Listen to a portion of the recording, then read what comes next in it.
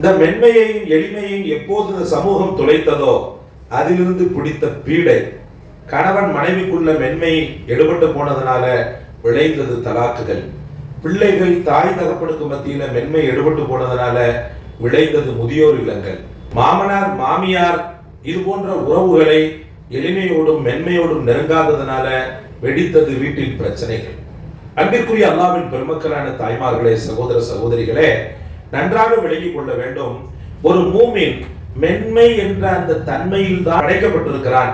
ரப்புல் ஆலமீனும் மென்மையிலேயே என்ன செய்கிறான்னு சொன்னா மக்களை வாழ சொல்றான். சகோதரர்களே, ஃபகூலா லஹு கௌலன் லய்யினா. ஆனானப்பட்ட ஃபிரௌன் எவ்வளவு பெரிய கொடுங்கோலன், அக்கிரமத்தின் பிறப்பிடம்.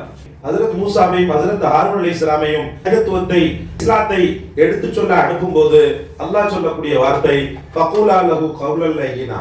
அவனிடத்துல ரொம்ப மென்மையா பேசுங்கப்பா. அவன் யாரு சகோதர சகோதரிகளே? அவன் என்ன பெரிய விஐபியா? ஒரு தரங்கெட்டு போனவன்.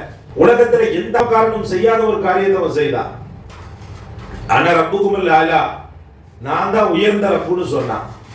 அப்படிப்பட்ட ஆனானப்பட்ட ஃபிரௌனையே நல்வழிப்படுத்த செல்ல சொல்லும் போது அவனிடத்துல மென்மையாக பேசுங்க, மென்மையாக பேசினா நல்வழிப்படக்கூடும் என்று அல்லாஹ் ரப்பல் ஆலமீன் சொல்லி தருகிறார்.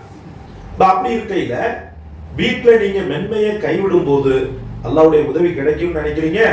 நிச்சயமாக கிடைக்காது.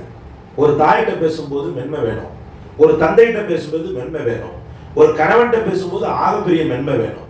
அந்த மென்மை இல்லைன்னு வச்சுக்கிறீங்க, வீட்டுல ஒரே பூகம்பம் தான். நான் ஆரம்பத்தில் சொன்னது போல